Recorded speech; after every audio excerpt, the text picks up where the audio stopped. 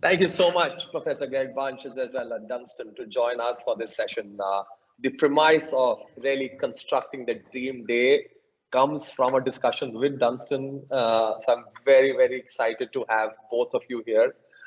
Professor Brunch taught me to dream, and Dunstan, you have consistently helped to build an ecosystem of dreaming more and more. And we work so closely on bringing value and bringing dreams to create a better ecosystem.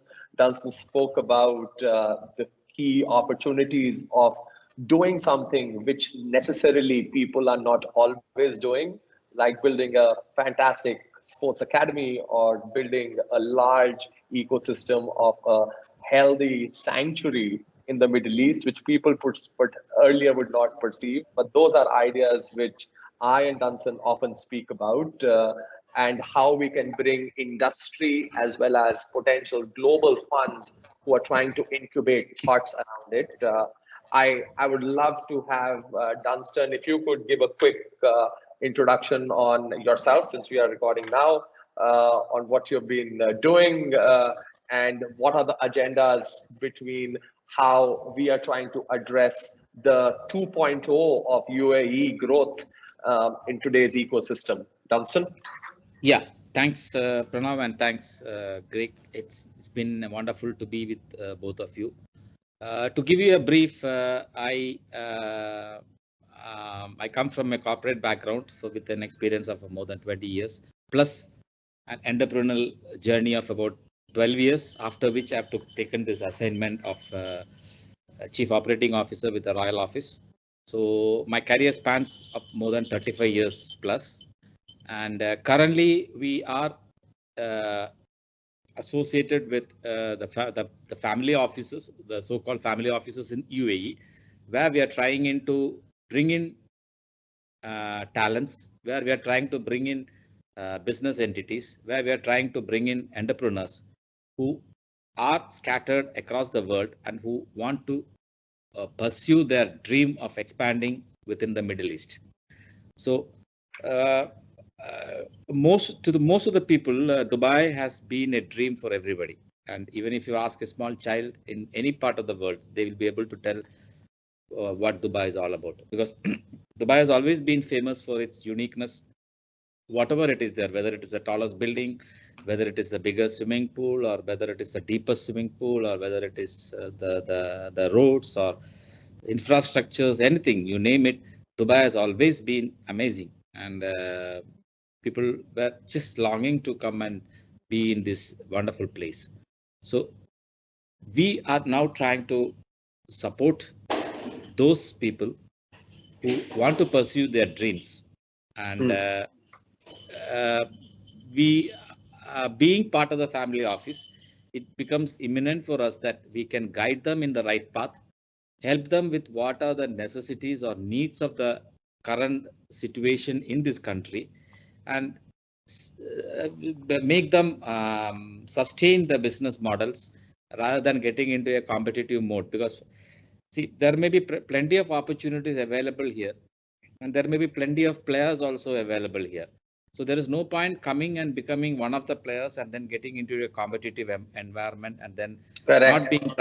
not being trying to grow themselves. So what we try to do is we try to go through most of the pitch desk that we get, and we try to segregate or select something which is unique, or something the idea is different, the idea is new, or something which is going to add value to this country, or something which is going to give employment to the people, more people. So these are all some of the aspects that we consider when we are promoting entrepreneurs.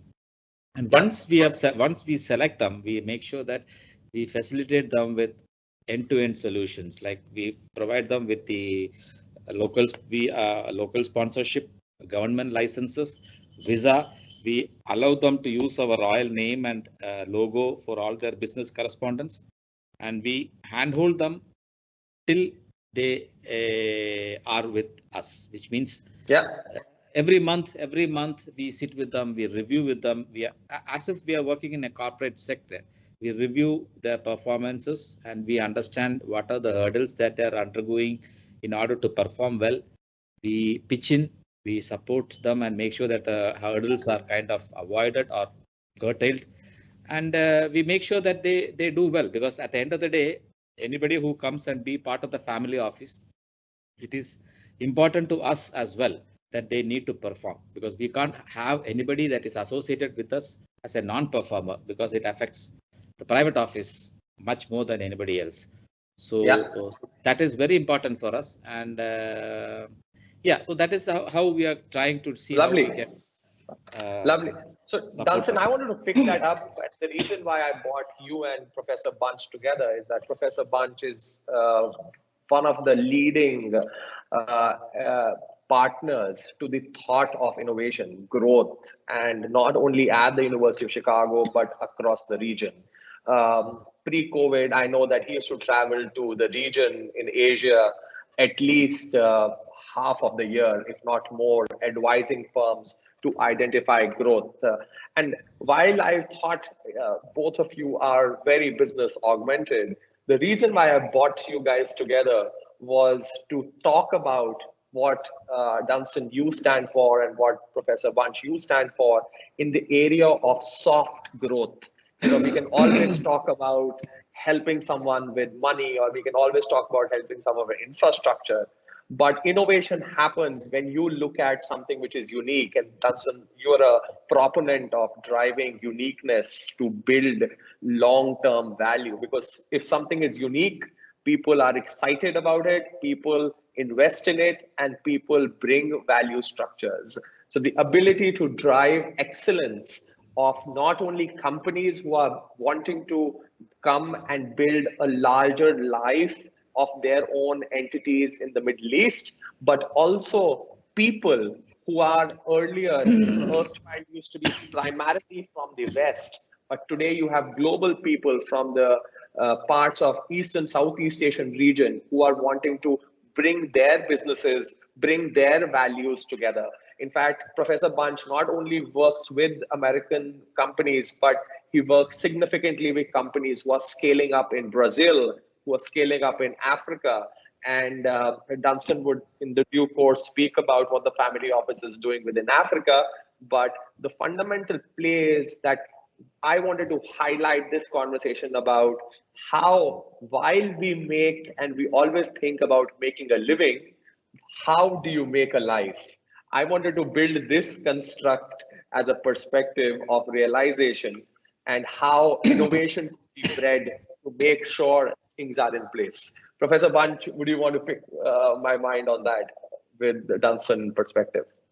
Thank you so much, Pranav. It's always an honor when one of my former students asks me to speak, and I'm so proud of you. And Dunstan, I love your introduction. As you know, the research is quite clear that your career path is the model of so much successful innovation, spending 20 years in industry, building, growing, established companies, then at 45, starting up. This is the right time for most businesses. There are some businesses that really should be started by 20-year-olds, but complex businesses need the wisdom, the connections, the expertise.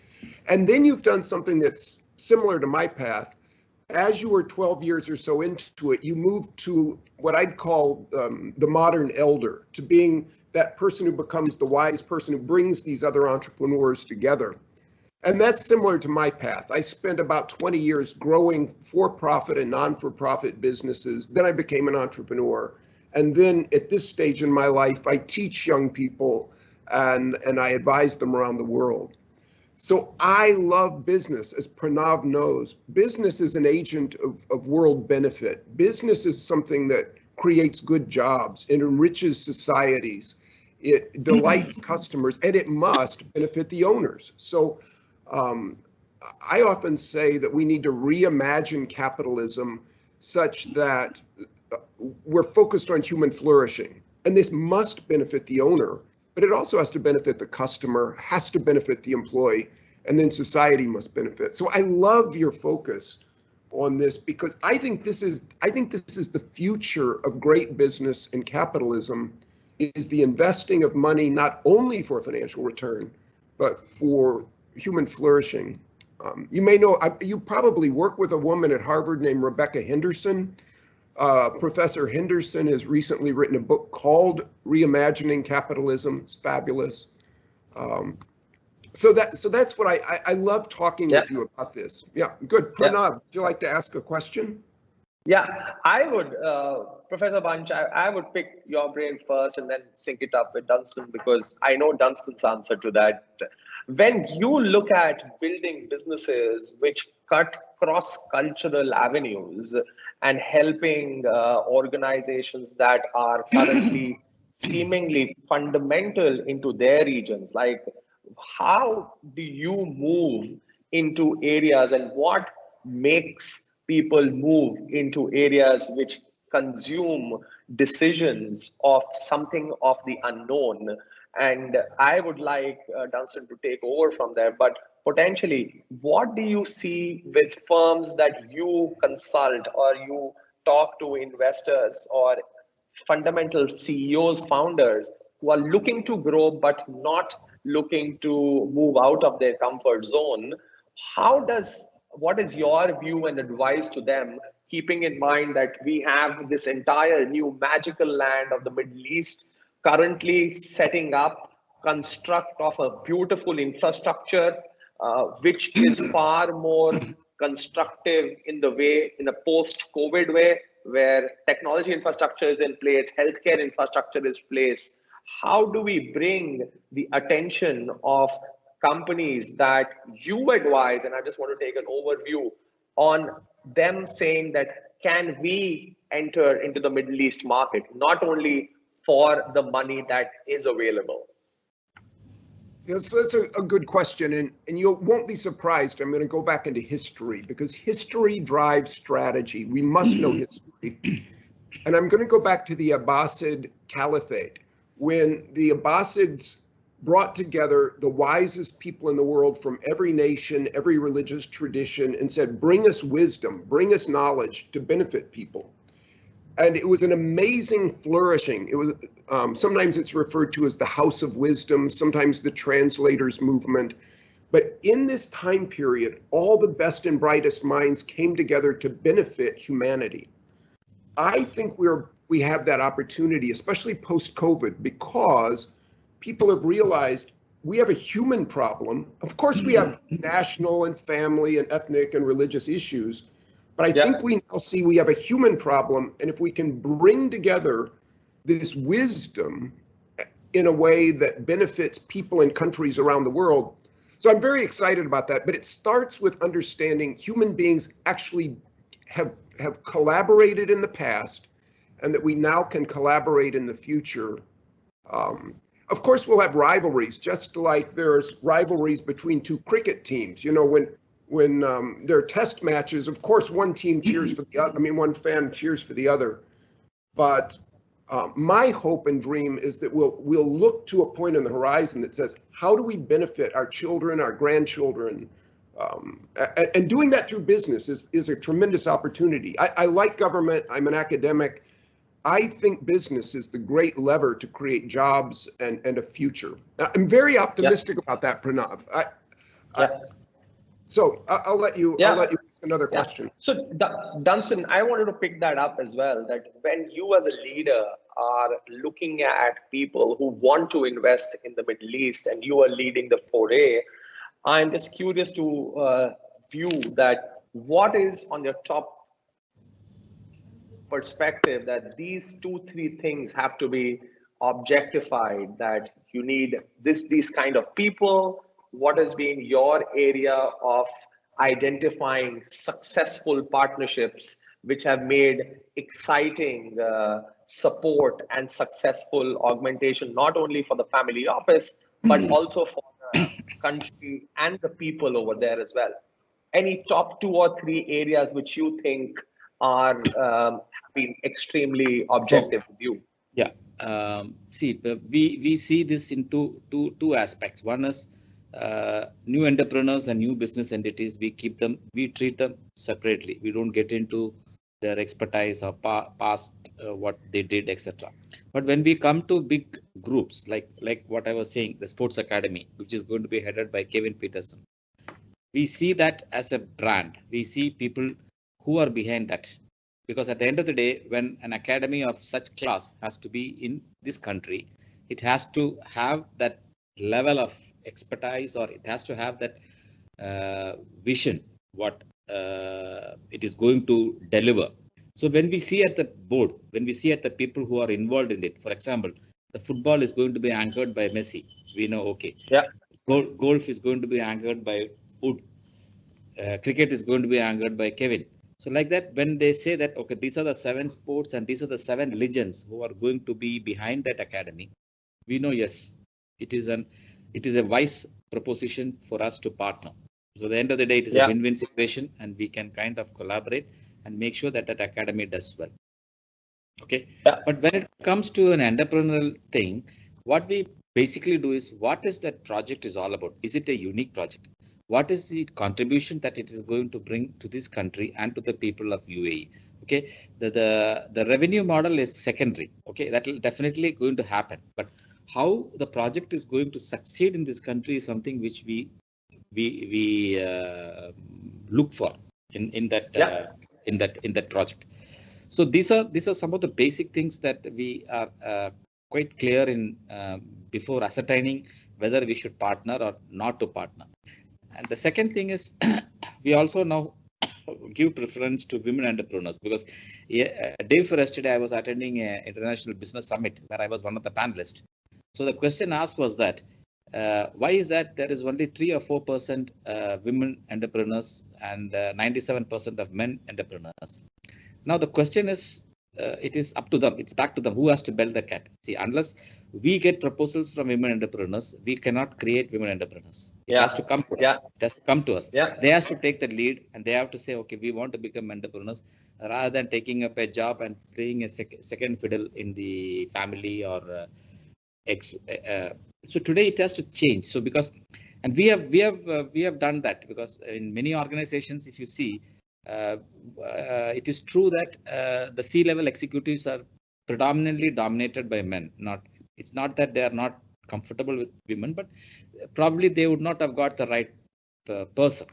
But to start that from our office, our private office is the only private office in the entire Middle East which is having a women CEO. Yeah. So that is something which we have proved that.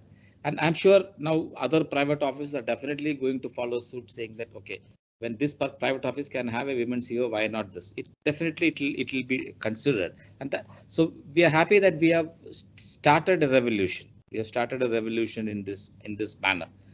So this is, though this is out of the topic, I just wanted to highlight that yes, we are also facilitating, or we are also all out to support women entrepreneurs, so that there is no gender biased or equality. What is all that what we are talking about in today's world? No, absolutely. In fact, this makes me so happy, because I'm a man and I help men entrepreneurs, but I have daughters and granddaughters, and I want them to have opportunity. And so I have put extra emphasis in my own teaching on developing women who are teaching assistants, women who are entrepreneurs. They're so brilliant. Nicole Doucette is one of my students. She started a business called Open Water, and it's about getting people to use less plastic. And she won the Inc. 500 for the Midwest. She's the fastest growing company in the United States Midwest in the last 5 years. And I'm so proud of her. But you're exactly right. We have to model it. There's an expression that says, what you can't see, you cannot be. And if a woman can't see a woman who is in successful position, it's hard for her to imagine it. So we have to create this environment around her. We also have to create an environment around people who are from the lower classes. And I'll speak very honestly, my grandfathers were from the rural poor of America. My father's a brilliant PhD chemical engineer, so education lifted me out of what would have been poverty into the upper classes of the US. And now I teach at the most prestigious, or one of the most prestigious schools in the world. For me, that was opportunity and a culture that says, we don't care what your social class was, what do you bring to the culture? So as an entrepreneur and a teacher of them, I'm always saying, I don't care if you're a man or a woman. I don't care if you're rich or poor. I want to know, do you have that drive? Do you have that passion, that fire to satisfy the need of a customer, to build something and to fight for the thing? So I think one of the things I love about what you're saying is that the UAE, which is a small country, is using your resources to help a wide range of people. This, I think, is back to the reimagining of business as a source of world benefit. And by the way, we know this. The owners of businesses usually benefit when they have that young entrepreneur with fire in her belly or fire in his eyes. You know, they'll go out and prove that they can do this. So you get good returns as well. It's doing good and doing well. Yeah, I think once you get a good resource, half of your problem of identifying the problem situation gets resolved. And I can say that for Dunstan, when I and Dunstan started working, we defined out areas of things, and he then added me into the internal cohort, and that cohort had people from all over the world. Some people I knew, some people, but the central part of the ability to drive access and the ability to drive excellence. And I'm not saying that Dunstan would do that only for everybody. There have been enough times when Dunstan have told people that you're not performing, so we need to shut you out. So it's not about not holding back, but the ability for defining action. And I have done that with Dunstan often, where things have succeeded, things have not. But my perception with Dunstan's conversations is that if he thinks I'm working at the back end to do something, to build something, he's always there with a thumbs up. And I think that resonates so much with the family office ecosystems and the build story, which they are looking to identify partners, not only benefiting the society as whole, starting from the UAE, but also bringing out the best in people and driving that as an excellence. And I think that consists of motivating the entire perspective around it. And I think that is the core value of identifying the state-led capitalization, as I use that word often, that once you work and for the family office, the support of the family office is not restricted to just the sponsorship, but it's also where you are able to identify for your next growth jump. And that is where the value is. I can give a very quick example of one of the firms that we've been helping facilitate move into the UAE. And Dunstan said that if they want to use our office, they're more than welcome to use our office. So just to open arms to build that value, to create a conjunct area of success is the opportunity that we are talking about. And I often call it the soft power. And the ability to generate soft power is not about always listing out things to do, things not to do, but also saying that we are there for you. And I think that's the construct of the Royal Family Office and our agenda to bring out more than 50 or 100 startups who are large companies who can bring value to the UAE ecosystems, with a mix of mature companies who move out and create that as a base, leveraging the utility infrastructure and technology place, with healthcare seemingly being in control, which today after COVID has made it far more augmented to alignment. I just thought I'll summarize our conversation around innovation, thought process, and so on and so forth. Anyone wants to end something while saying, I thought it's probably a good idea, but otherwise it's been an engaging conversation. And I thought it's been something which we've been able to drive innovation from Professor Bunch's side, and how the UAE is striding and with Dunstan's leadership to make an impact on growth partnerships, which are not only partnerships, but also areas of support, really mothering the success and identifying what the world needs today. Thank you so much for taking our time. Thank you. Thank you so Pranav. much for taking our time, Dunstan. Thank you so much, Thank you. Professor Bunch. Yeah, And I really, just really want to kind of you. summarize. I just want to summarize one Yeah. thing. Just Yeah. in context with the topic, what you said, make a living or make a life. The only request to all the entrepreneurs is that, see, let whatever projects they're dreaming about, let it not be to make a living. Let it be to make a life. Yeah. I love Yeah. that. Yeah, living will automatically happen. You will definitely live with it, but make a life out of that, and that is and dream big, and plan the vision, and make sure that some actions are followed by those dreams. Otherwise, the dream will just remain as a dream. And I anytime any support is required from my end, I'm always there.